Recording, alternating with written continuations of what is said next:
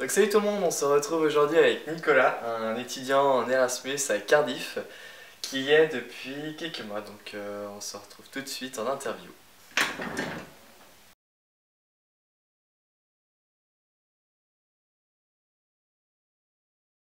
Alors du coup, salut Nicolas. Donc vas-y, présente-toi en quelques mots. Je m'appelle Nicolas, je viens de Nantes. Je suis étudiant en biologie à la fac de sciences de Nantes à la base et je suis parti en Erasmus à Cardiff. D'accord, donc alors quel était ton parcours scolaire du coup avant de partir en Erasmus?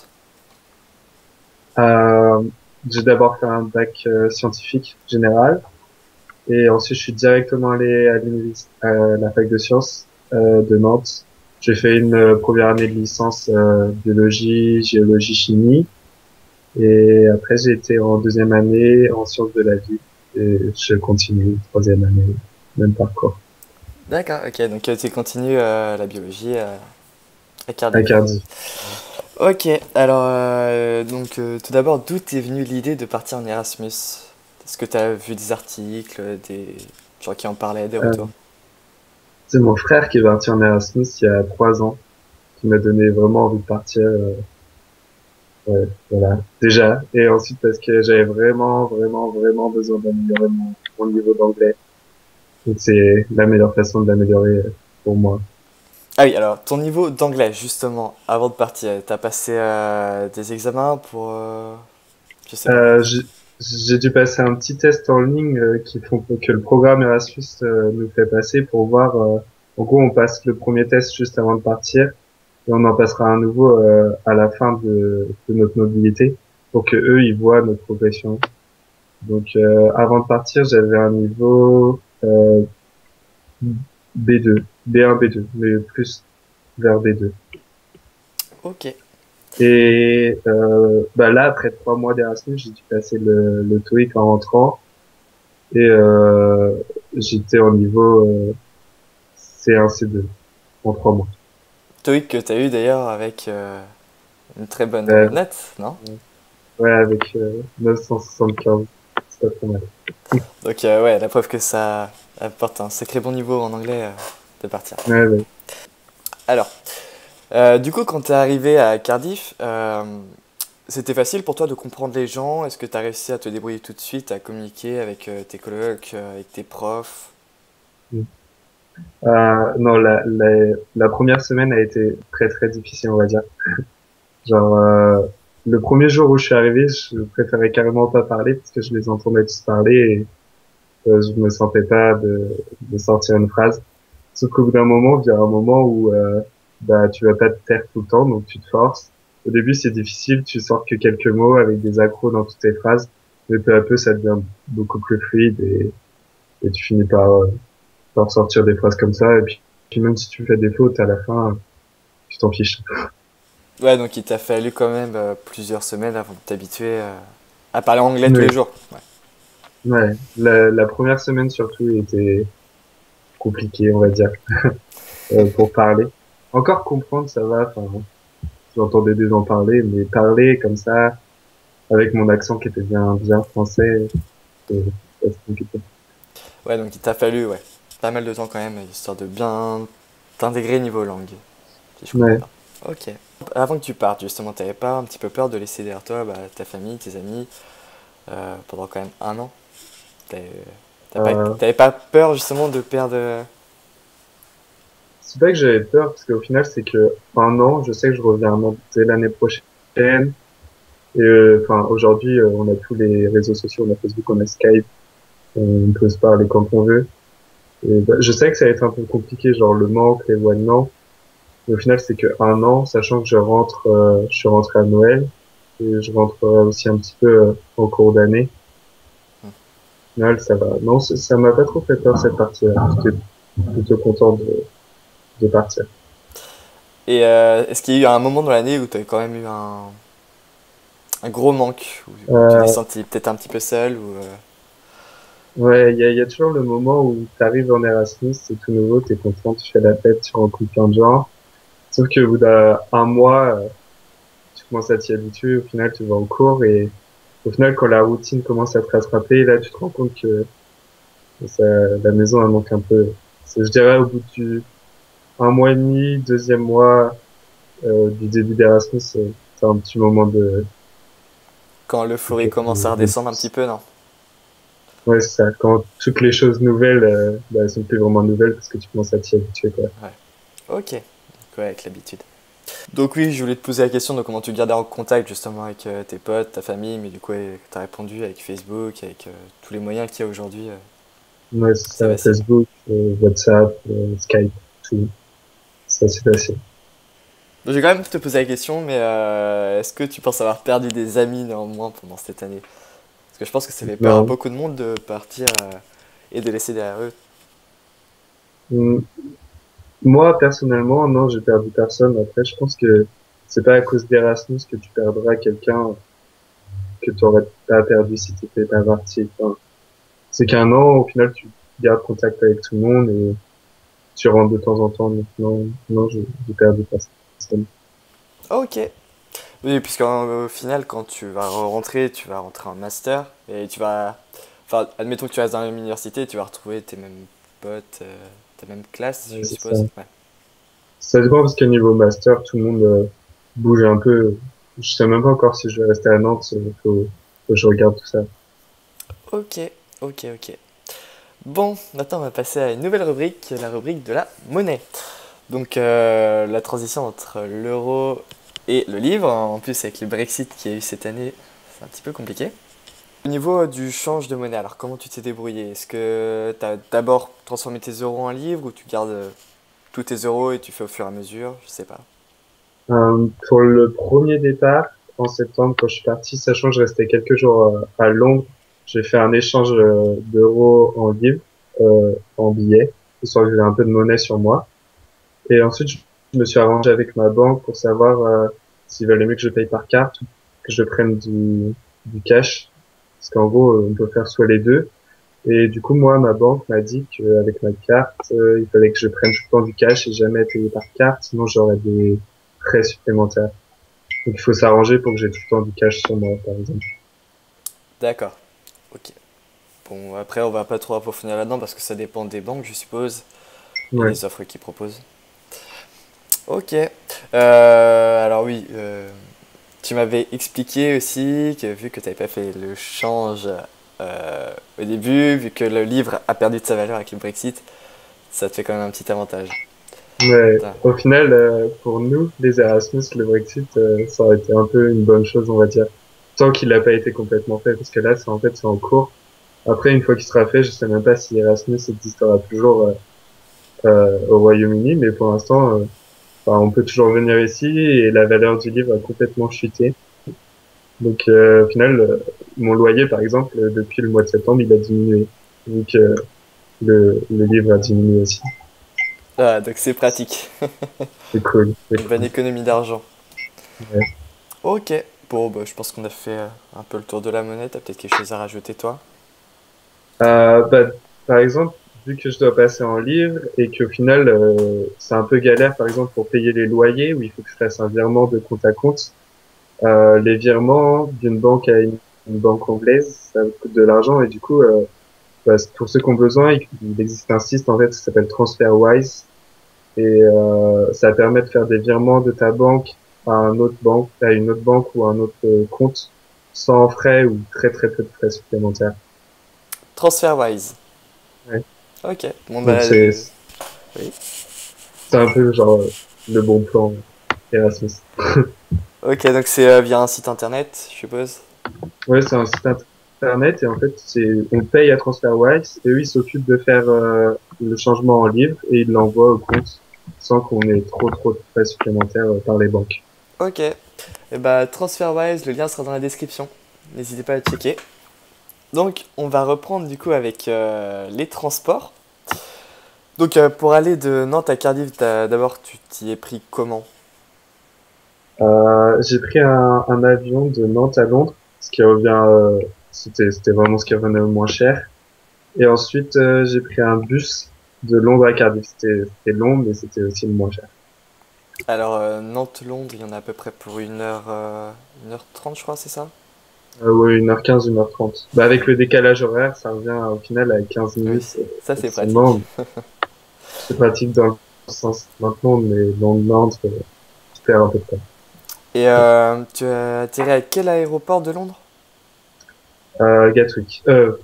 Non, la première fois, j'ai atterri à Londres City et la deuxième fois à Gatwick. City, c'est en plein centre de Londres, c'est ça? Ouais, Donc, ouais, il y a juste le métro à prendre, il me semble. ouais. Le métro, et il y a un métro qui est juste dans l'aéroport, donc c'est pratique. Et de Gatwick, il faut prendre le train pour rejoindre Queen. Il me semble que c'est, je sais plus, la gare à côté. Ah, Victoria Station. Victoria Station, voilà. Et ensuite de Victoria Station, tu prends le mégabus pour aller jusqu'à Cardiff. Bah moi, du coup, vu que je prends un bus, enfin, je fais pas d'arrêt à Londres quelque temps. Je prends directement mon bus et du coup, moi, je prends National Express, Ah oui, le National bus. Express, c'est ça. Et je prends directement un bus qui part officiellement de l'aéroport jusqu'à Cardiff, même s'il m'emmène quand même à Victoria Station. Mais au final, ça revient moins cher pour moi vu que je paye un seul ticket. C'est beaucoup plus long parce qu'il doit d'abord m'emmener à Victoria Station et ensuite à Cardiff, mais c'est moins cher. Ok, d'accord. Et ok. Et tu reviens, on en a parlé vite fait tout à l'heure, tu reviens de temps en temps sur Nantes? Ouais, je suis revenu la première fois bah, pour Noël. Parce que ici, de toute façon, il n'y a pas de vacances entre le début des cours en septembre et la fin des cours en décembre. Et je reviendrai au mois d'avril aussi pour les vacances de Pâques, 2 semaines. Ok, d'accord. Donc le budget à peu près pour se rendre jusqu'à Cardiff, il faut compter combien? Entre l'avion et le bus, comme tu disais. L'aller-retour tout compris, à Noël, c'était 150 euros. Et là, ça m'est revenu un peu moins cher à Pâques, je pense, parce que c'est moins cher à cette période de l'année. J'ai payé 100 euros l'aller-retour. 100 euros, d'accord, très bien. Donc ça va, Non, c'est pas ça va. excessif, franchement. Et du coup, à Cardiff, tes trajets, tu les fais à pied, tu prends le bus, tu prends peut-être le vélo, je ne sais pas. À Cardiff, je fais tout à pied parce que c'est ça qui est assez bien avec Cardiff, c'est qu'au final, c'est une petite ville, même s'il y a beaucoup, beaucoup d'habitants. Et tout est proche, que ce soit l'université, les magasins pour la bouffe ou vêtements ou autre, et le centre-ville, enfin, tout est vraiment juste à côté. Et j'habite pas loin non plus, donc je fais tout à pied. Ouais, c'est ça, t'as un hébergement dans le centre. Est-ce que ça t'arrive quand même toutefois de prendre le bus pour aller un petit peu plus loin ou sortir un petit peu du centre? Si je dois sortir un peu du centre, mais genre pas trop loin, j'ai un vélo qu'une amie m'a donné quand elle est partie. Et sinon, oui, ça m'est arrivé de prendre le bus 2, 3 fois quand j'ai dû aller visiter des endroits un peu plus loin de Cardiff. Et pour le bus, faut compter à peu près combien? Aucune idée. Je sais plus. Franchement, ça dépend vraiment des trajets, je crois. Enfin, c'est pas le même système de ticket, genre ticket une heure. Je sais que d'une fois où je l'ai pris, en fait, c'était un ticket que j'ai payé pour une journée entière. C'était dans les alentours de 4 euros. Je pouvais prendre autant que je le voulais sur cette ligne de bus-là. Et oui, je crois que le ticket de bus, ça doit être 1,80, enfin 2 euros du coup. D'accord, ok. Ouais, à peu près le même tarif qu'en France au final. Ouais, non, ça va pas, c'est pas très cher. Ok. Donc maintenant, on va parler un petit peu de l'hébergement. Donc, alors, est-ce que tu as eu ton hébergement avant de partir en Erasmus? Enfin, du moins à Cardiff. Tu t'y es pris comment? Via quel site? Oui, j'ai réussi à avoir mon hébergement avant de partir parce que je trouvais ça plus sûr. Et en fait, j'ai rejoint un groupe sur Internet qui s'appelle ISN. Et en fait, c'est un groupe qui est là, qui est dans l'université et qui s'occupe bah, de tout ce qui est aider les nouveaux étudiants Erasmus qui arrivent dans la ville. Et donc, en fait, la présidente du du groupe ISN, qui est aussi étudiante et qui a fait une année Erasmus avant, avait mis un post comme quoi elle cherchait des gens pour une colocation. Du coup, j'avais envoyé un petit message et au final, on avait fait un petit groupe sur Facebook et les deux Anglais qui habitent ici avec moi, en fait, se sont occupés de chercher pour nous la meilleure maison et on n'a rien à faire sauf dire OK. Donc ils ont trouvé la colocation pour nous. D'accord, ok. Et pour l'assurance, ce qu'il faut faire assurer et que tout ça, vous avez fait comment? Euh, Tout ça, en fait, ça fait partie de... Parce qu'en gros, on sous-loue la maison. Et donc, c'est celui qui loue la maison qui s'occupe de l'assurance. Je suis pas trop quand. Je pense que ça fait partie du loyer et tout ça. D'accord, ok, très bien. Est-ce que tu as quelque chose à rajouter, toi, par rapport à l'hébergement? Comment tu te débrouilles? Euh, Bah, déjà que personnellement, s'il y en a qui veulent partir à Cardiff même, les hébergements de l'université sont, par exemple, beaucoup plus chers que trouver un hébergement par soi-même, que ça soit une colocation, par exemple. C'est beaucoup plus avantageux. C'est tout. Après, je sais pas, ça doit dépendre des villes, mais pour Cardiff, par exemple, la colocation, c'est vraiment beaucoup mieux. Et justement pour Cardiff, est-ce qu'il y a des endroits où il faut plutôt éviter d'habiter ou peut-être des quartiers? Je ne sais pas, je connais pas trop Cardiff. Hmm, non, je suis pas trop au courant des quartiers, pas très bien. Après, il y a des quartiers plus éloignés du centre-ville où c'est moins bien, mais au final, ça revient moins cher. Je sais que bah, tout ce qui est Cascais, c'est une zone, c'est pas trop mal parce que c'est proche du centre-ville et c'est moins cher.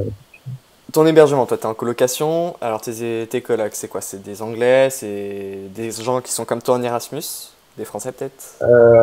On est 5 dans la maison, donc j'ai deux Anglais natifs qui sont avec moi et j'ai deux Espagnols Erasmus.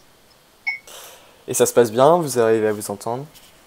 Ouais, ça se passe super bien. Bah, comme j'ai dit, une des Anglais, c'est la présidente du groupe ISN, donc elle est vraiment à fond dans l'Erasmus, sachant qu'elle a déjà fait une année. Et ouais, elle est vraiment là pour nous aider. Enfin, au début, elle était vraiment là pour nous aider, nous montrer. Et au final, on s'entend vraiment tous super bien ensemble. C'est cool. On sort ensemble, on fait des trucs ensemble. C'est cool. Et les premiers mois, non peut-être pas les premiers mois, mais le premier mois, les premières semaines, c'était pas trop compliqué justement de communiquer avec eux? Euh, Surtout avec les anglais, parce que du coup, ils avaient vraiment l'accent anglais, le parler rapide, voilà, sans faire attention. Du coup, j'avais un peu de mal plus à les comprendre que les autres Erasmus, par exemple, les Espagnols, qui étaient Erasmus comme moi, au final, c'était pas leur langue, donc ils faisaient plus attention. C'était plus facile de leur parler à eux. Mais au final, c'était très bien d'avoir des Anglais avec moi, c'est ce qui m'a quand même amélioré encore plus, parce qu'avoir des natifs, c'est mieux que des Erasmus au final. Ouais, parce que du coup, ils t'apprennent vraiment à bien parler anglais. Ok, d'accord. Bon, du coup, là, pour le coup, je pense que c'est bon au niveau de l'hébergement. Donc, vous, si vous avez des questions à poser, pourquoi pas à Nicolas, n'hésitez pas à les poster dans les commentaires. Je lui transmettrai les questions et si tu veux bien, tu y répondras. Voilà. Alors, maintenant, on va parler des locaux, justement, des gens de Cardiff, pas forcément les Erasmus. Ouais. Alors, je suppose que tu as déjà dû faire à justement tes Cardiffois, je sais pas leur nom. Euh, En français, je sais pas trop ce que ça donne. Cardiff, ouais, Cardiff, ouais, je sais pas. En anglais, c'est comment? On dit juste habitants de Cardiff ou, ouais, non, c'est ça. Les Ok. gens qui, Ouais, donc du coup, quand t'as affaire à eux, ça va. Genre, les gens, est-ce qu'ils ont été. Bah, du coup, là, on va prendre la globalité, même avec les Erasmus. Est-ce qu'ils ont été accueillants, toutes les personnes à l'université, peut-être des profs? euh, ouais, bah, je pense que les profs n'ont pas forcément fait de distinction entre nous, Erasmus ou autres. Je pense qu'ils savaient même pas qui était Erasmus ou pas dans la classe. Et que ce soit les gens qui habitent à Cardiff, euh, bah, j'avoue que j'ai plus de contact avec tout ce qui est étudiants ou autres niveau gens qui habitent à Cardiff. Et ouais, non, ça s'est très bien passé. À chaque fois que je dis que je suis français, enfin, j'ai même pas besoin de le dire, ils l'entendent à la première phrase. Et ils sont super contents, genre, ah, t'es français, c'est cool. Ils essayent tous de parler quelques mots français, genre, bonjour, je m'appelle. Et puis, D'accord, ok, très bien. Alors, est-ce que t'as senti une différence de niveau scolaire entre ton année en Erasmus et celle de Nantes? Euh, euh, ouais, entre Cardiff et Nantes, est-ce que t'as senti une différence?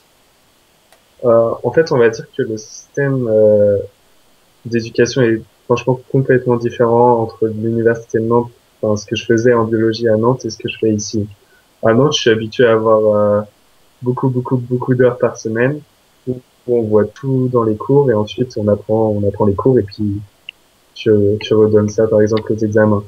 Alors qu'ici en fait à Cardiff, c'est genre que quelques heures par semaine, sauf qu'au final à côté, ils te donnent plein de lectures à faire.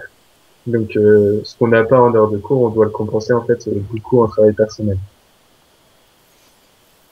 Ok. Donc voilà, c'est différent. Sinon le contenu, je pense que de toute façon un contenu par exemple entre Nantes et Lyon, on n'a pas la même chose. Ça dépend vraiment de toutes les universités. Donc, Alors du coup, à présent, on va parler des loisirs. Donc Nicolas, est-ce que tu te permets des petites activités ou même des grosses en dehors des cours de l'université?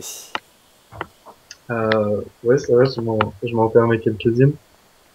On va dire qu'une partie du fait de partir Erasmus, c'est pas seulement genre de pratiquer l'anglais, c'est aussi de rencontrer des personnes. Donc forcément, on sort, que ce soit événements organisés par les groupes qui s'occupent des Erasmus, donc les événements internationaux, ou même les événements, ou pas événements, genre juste aller dans un pub ou en boîte avec, avec mes amis. Alors, bah, sans parler des sorties en bar ou boîte le soir, je parle peut-être là plus au niveau, je sais pas, de tout ce qui est culturel, donc les musées, ou est-ce qu'il y a des concerts, ou des choses à visiter à Cardiff et que tu recommandes d'ailleurs, ou que tu déconseilles. Euh, ouais, on a deux musées à Cardiff. Bon, j'en ai fait qu'un. C'est- C'était assez intéressant.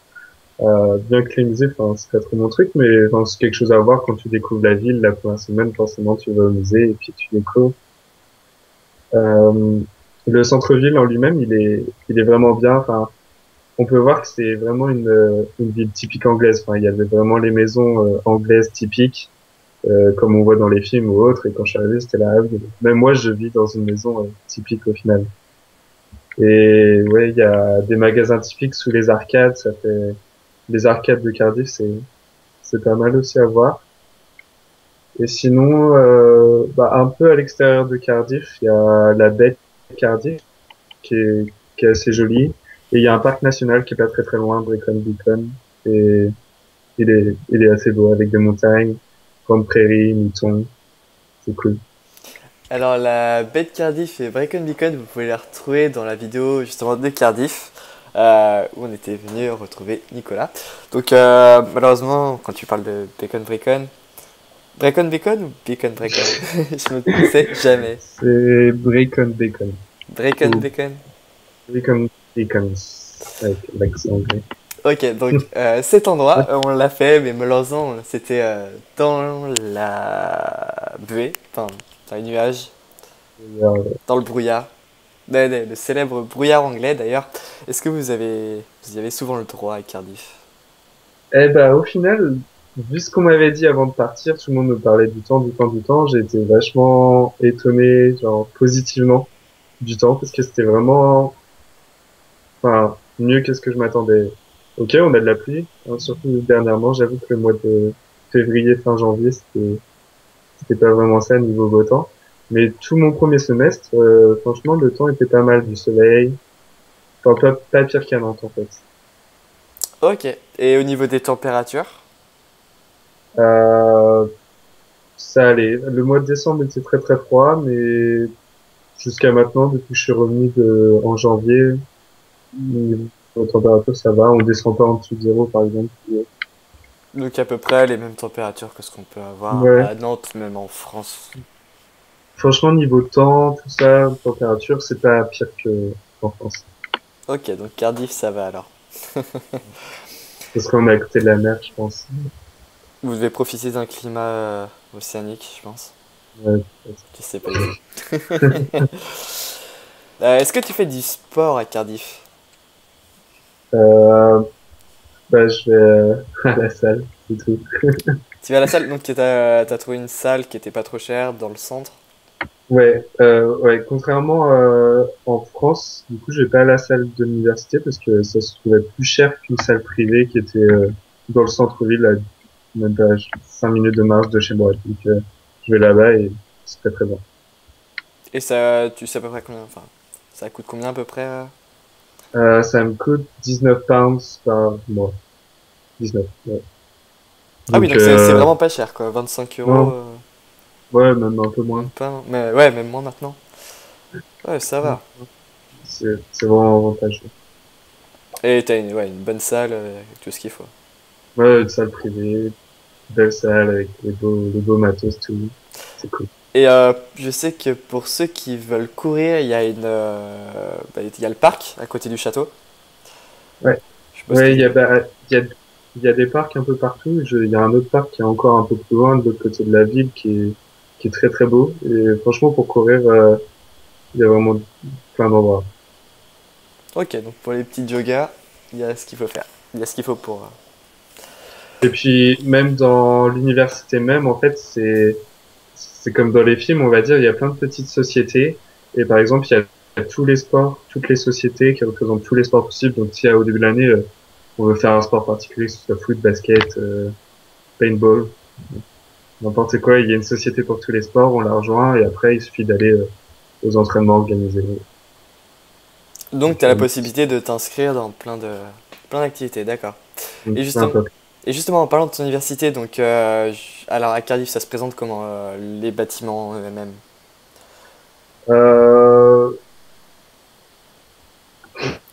Euh, bah, je sais pas, c'est Est-ce des que bêtes. c'est moderne ou Ok. Bah, il y est-ce a que c'est délabré? modernité et en même temps, enfin, pas délabré, c'est vieux mais beau, enfin, bien entretenu. Genre, par exemple, mon université à moi, elle est moderne, enfin, c'est un nouveau bâtiment qui a été refait. Mais ils ont aussi gardé des bâtiments anciens, genre un d'ailleurs où il y a une grande bibliothèque dedans, où ils ont vraiment gardé, enfin, ça ressemble un peu à un château, quoi. Quand tu rentres dedans, t'as l'impression que tu rentres dans Poudlard. Du coup, c'est assez cool. Ok, je mettrai quelques photos en même temps. Ok, et Et ouais, non, ce qui est bien aussi avec l'université ici à Cardiff, c'est que en gros, tu vas pas là-bas juste pour aller en cours ou apprendre.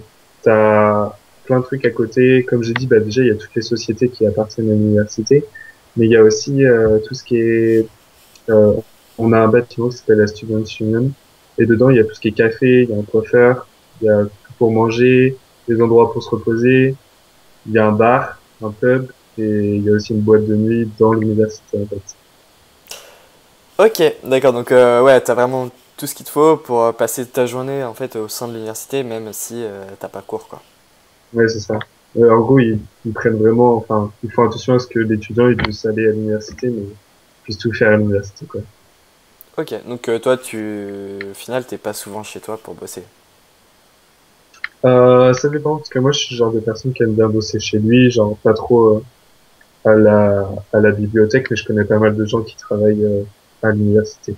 Bon, on enchaîne à présent avec les soirées, donc je sais que beaucoup d'entre vous attendent ça. Alors Nicolas, dis-moi, à Cardiff, les soirées, ça se passe comment? Bah, déjà, on va dire que Erasmus, beaucoup de soirées, c'est pas vraiment une rumeur. Enfin, on a l'occasion de sortir un peu plus souvent. Euh, euh, que ça soit, en gros, il y a pas mal de soirées qui sont organisées en fait juste pour les internationaux qui viennent à Cardiff par les différents groupes qui sont là pour nous accueillir. En fait, ils organisent déjà pas mal de soirées. Donc, ils font déjà quelque chose d'abord, enfin avant la boîte, dans un bar ou autre où parfois il y a de la nourriture gratuite. Et ensuite on va en boîte. Et sinon, bah, ça nous arrive aussi très souvent de sortir comme ça, enfin, pas avec des Erasmus ou pas avec des internationaux pour aller en boîte. Enfin, après, c'est pas très différent. Enfin, il y a pas mal de pubs et il y a pas mal de boîtes. Enfin, si, ce qui est embêtant, c'est que quand même, ici, les soirées elles finissent à 3 heures du matin. C'est fini. La musique, elle s'éteint, tout le monde rentre chez soi. Ok, et ouais, du coup, vous allez plutôt en boîte, plutôt qu'en France, je suppose? Ouais, du coup, bah, les soirées, genre, le before, il commence par exemple à 20 heures et enfin 19h, 20h, ça dépend si on mange un peu ou pas. Et par contre, en boîte, tu vas à 23h minuit. Dans 3h Ce qui minuit, ouais, est- grand max. Si tu vas entre 1 heure et 2 heures, tu restes là-bas à 1 heure. Ouais. Et c'est cher les entrées en boîte? Ça dépend des soirées, du soir de la semaine et de la boîte. C'est vraiment, il y a tous les prix. Alors justement, en parlant des soirs de la semaine, est-ce qu'il y a des soirs où ça sort plus, moins? Ouais, le lundi soir, ça sort pas vraiment. Techniquement, le jeudi soir, enfin, officiellement à Cardiff, le jeudi soir, ça sort pas. Sauf que du coup, le jeudi soir à Cardiff, c'est soirée internationale ou soirée Erasmus. Donc, bah, nous, le jeudi soir, on sort pour le coup. Et après, en fait, il y a différents endroits à Cardiff qui ont leur soirée, on va dire, appropriée. Genre, tu sais où aller, ou si tu as envie de sortir, en fonction du jour de la semaine, tu sais où aller. Par exemple, le mercredi et le samedi soir, c'est soirée étudiante et du coup, c'est la boîte dans l'université, par exemple. Alors, est-ce que tu as des noms de boîtes et de bars, par exemple, à conseiller et d'autres à déconseiller, par hasard? Bah, par exemple, déjà, le pub The Taff dans l'université, il est vraiment pas mal, genre les boissons très peu chères. Et bah, le Student Union, genre la boîte dans l'université, est vraiment pas mal aussi. Après, ça dépend des goûts. Si les gens aiment les musiques commerciales, tout ça, ça va plutôt d'aller au Prism et au Glam. Et si on aime plutôt l'électro house, tout ça, euh, c'est des noms un peu, enfin, c'est des noms gallois, donc je sais pas vraiment comment les présenter. Enfin, c'est Café Bar et Bloody Bar, quelque chose comme ça. Et sinon, Undertone. Voilà. Et sinon, Underground, c'est ça? Undertone. Undertone, ok. Je mettrai tous les noms dans la description, vous pourrez retrouver euh, les adresses. Euh, oui, d'ailleurs, celui où on avait été, c'était quoi le nom déjà? C'était imprononçable. C'était Café Bar. Café Ibar. Ouais. Je Bar. recommande Café Ibar. C'était très bien. Ok. Donc ouais, là-bas c'est 18 ans pour pouvoir rentrer en boîte. Ouais, c'est ça. Ouais. Bon, alors on va continuer avec un petit sujet un petit peu plus désagréable. Nicolas, donc au niveau de la criminalité, enfin, c'est un grand mot pour pas grand-chose au final. Est-ce que toi, t'as déjà eu des problèmes là-bas avec, je sais pas, des agressions? J'en sais rien du tout. Euh, Franchement, non, j'ai vraiment eu zéro problème et j'avoue que je sors ici beaucoup plus, on va dire, sereinement que par exemple je sors en France. C'est un peu chaud, mais c'est vraiment le cas. Enfin, par exemple, ici, on va dire que les filles, elles sortent, euh, elles s'habillent comme elles veulent, personne ne dit rien, enfin, elles prennent pas de risques, alors qu'ici, en France, une fille qui sort habillée comme ça, je pense que au final, elle aurait un peu peur, ce qui est pas forcément normal, mais on va dire qu'ici, c'est beaucoup plus sûr. Donc il y a une certaine tolérance au final là-dessus. Je sais pas si on peut dire sa tolérance, on va dire Ouais, oui, c'est vrai. plus mûr. On Ouais, va dire ici c'est plus plus mûr, mûr, oui, ça voilà. aussi. Ouais, c'est bien. Ouais, t'as jamais entendu d'histoire comme quoi il y en avait qui avaient des problèmes en rentrant de boîte, par exemple? Non, franchement, non. Dis pas ce genre de bagarre en sortie de boîte. De toute façon, quand tu sors de boîte ici, si t'es une fille seule, les videurs te laissent pas partir tant que t'as pas de potes ou autre. Ils te disent non. Et tu vois les policiers en sortant de boîte, Ah, donc tout le monde est c'est plus protégé au ça. final. Ouais. Ah, c'est tranquille pour pouvoir sortir ça. C'est bien. Euh, ouais, est-ce que tu... Ouais. Je vais pas continuer plus là-dedans, parce que bon, il semble pas y avoir de problème à Cardiff. Le seul problème dont j'ai entendu parler, c'est qu'il y a des vols de vélos. Des vols de vélo. Mais c'est pas votre Ah, vélo sans surveillance. attention, attention. Ok. Bon, bah, je pense qu'on a fait un petit peu le tour tout ce qu'il y avait à dire un peu à Cardiff. Est-ce que toi, tu peux me faire un petit bilan au final de ton année, ce qui t'a plu, ce qui t'a un petit peu déplu, chose que tu conseilles ou Euh, pas? Bah déjà, franchement, si vous avez genre l'occasion de partir en Erasmus, euh, allez-y. Enfin, c'est vraiment une expérience à vivre, que ça soit que un semestre pour partir moins longtemps de chez vous, que ça soit une année parce que vous avez vraiment envie de le faire. S'il y a, si vous hésitez un peu et que vous avez l'occasion, franchement, faites-le parce que c'est vraiment une expérience super. Et ouais, voilà, c'est tout. Ouais. Et toi, Moi, j'adore. plus précisément à Cardiff, Euh, un petit ce que j'ai bilan. aimé. Ouais, un petit bilan de Ah, ton année. bah, pour l'instant, mon année jusqu'à maintenant, elle a été vraiment super, magique. Enfin, aucun regret. Si c'était à refaire, je referais tout. C'était vraiment bien. Et des choses à conseiller à Cardiff? Ou pas, d'ailleurs? Non, je sais pas. Je sais pas. Bon, si ça lui revient, je mettrai dans la description les endroits immanquables de Cardiff et n'hésitez pas à aller voir l'article justement de notre voyage à Cardiff où nous avons pu donner nos impressions sur cette destination et les endroits qu'on recommande justement. Voilà. Voilà. Bon, eh bien, merci à toi Nico pour cette petite interview, hein. Ça m'a fait plaisir. Et bon, écoute, on te retrouve très bientôt en France.